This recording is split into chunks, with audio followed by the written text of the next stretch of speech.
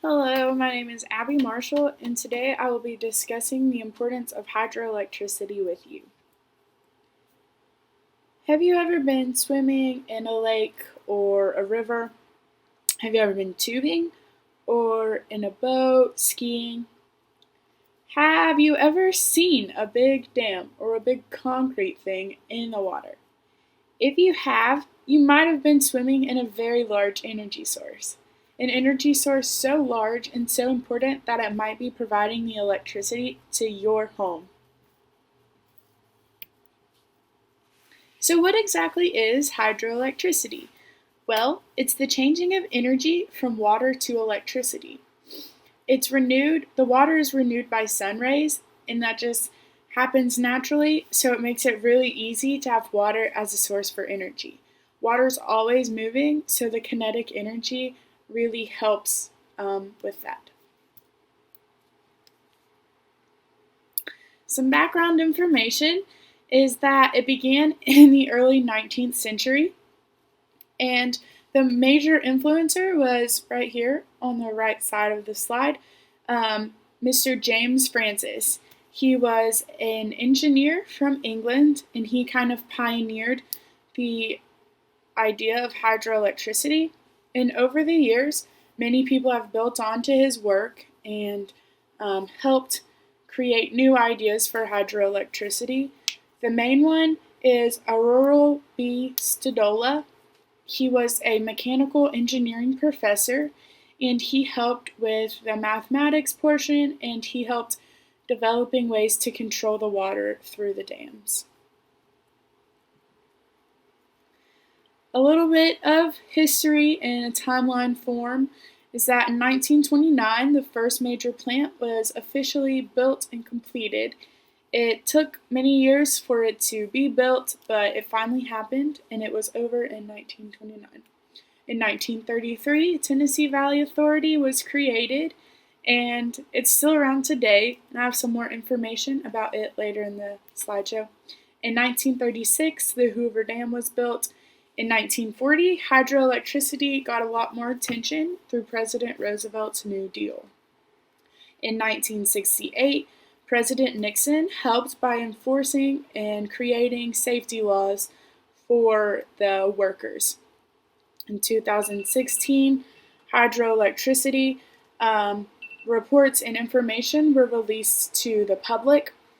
So the general public, like you and I, can find out more information about hydroelectricity.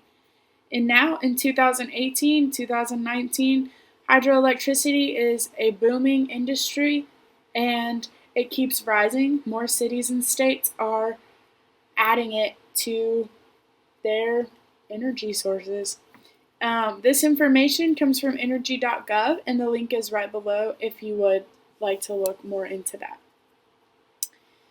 Like I said, hydroelectricity is increasing. And in recent years, more cities have switched. It now is 24% of the world's electricity, and it's one of the largest renewable energy sources, coming in at 49%. The chart on the left side shows hydropower installed capacity growth since 1990, and the green is the added capacity, and the blue is the cumulative capacity for each year. And as you can see, in the 1900s, it was very low, not a lot of hydroelectricity. And in 2010 through 2017, it has increased so much, and it's continuing to increase more and more each year. So what equipment is used? You need dams, very large bodies of water like a river or a lake. You need bridges, turbines, power plants.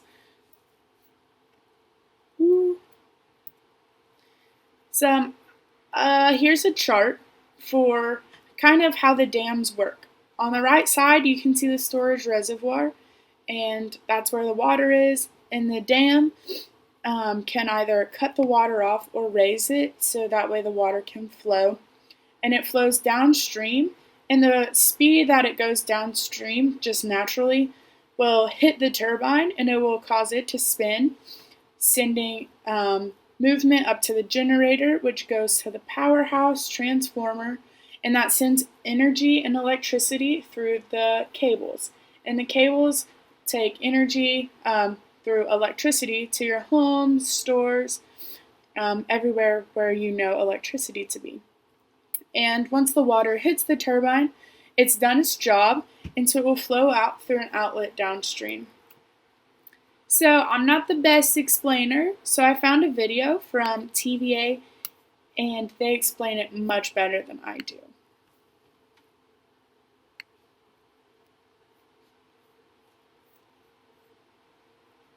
Hydroelectric power is generated using the force of falling water. Water is held behind a dam, forming an artificial lake or reservoir. When electricity is needed, some of the water in the reservoir is released through a water intake in the dam. Gravity causes the water to fall through a pipe inside the dam called a penstock. The falling water spins a turbine, a type of water wheel that converts the water's energy into mechanical power, which is located at the end of the penstock. When the turbine spins, it turns a metal shaft which goes up to an electrical generator. As the shaft turns, it causes the generator to rotate, producing electricity. After flowing through the penstock and across the turbine, the water continues into the river on the other side of the dam. Hydroelectric power is a renewable source of energy. It's also one of the most cost-reliable forms of electric production. So that video was created by the scientists of Tennessee Valley Authority. TVA, like I said earlier, was a very large power plant that still runs today. It's located in Chattanooga, Tennessee, and its main source of water is the Tennessee River, which flows through most of Tennessee. The TVA supplies most of the electricity to the Chattanooga area, and it also helps provide many jobs. I lived there for 16 years, and I had a lot of friends and family that worked with TVA. Another large dam is the Grand Coulee Dam of Washington, and that is the background of this slide. Washington is one of the nation's largest hydroelectric energy producers, and it has many water sources coming in and out of Washington, but the biggest one is the Columbia River, and that's what the picture is. Washington contributes to 1/4 of the United States energy, and over the last year, 1,700 turbines were recorded and 3,100 megawatts of energy were released through these turbines. So some of the environmental impact that it has is that it creates cleaner air, and by creating cleaner air, it decreases the amount of fossil fuels used. It creates recreational places like trails, swimming holes, docks, and that was what was on the first slide, pictures of those. And it decreases the amount of damage due to flooding.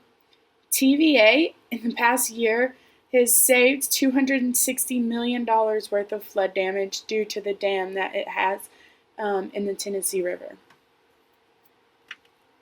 So with everything, there are some advantages and some disadvantages. The advantages to hydroelectricity is that there are limited fuels released into the air. It helps with flood runoff. It's a more reliable source of energy because water is always there.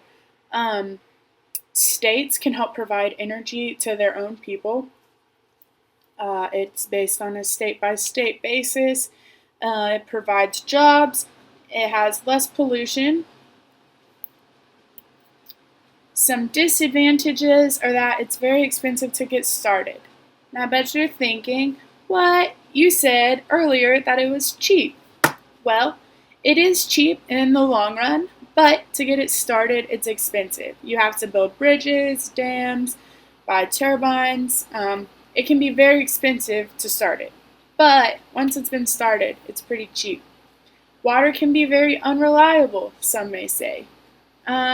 And droughts do happen in different cities, but most of the hydroelectric cities are used in deep rivers or deep lakes, that even when there is a drought, the water doesn't go down far enough for the dam to be unused.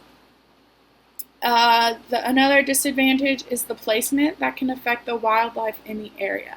Since you have to have such a large land to put the plant in, then you might have to tear down woods or forests, and that would cause deer, squirrels, chipmunks to either die or be removed from their home.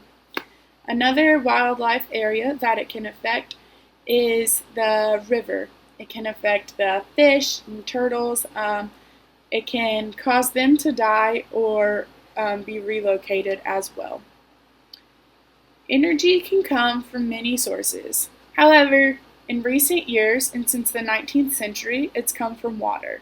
It has many advantages and it's had a great influence on the environment. It promotes clean air, provides jobs, and creates places for recreational activities.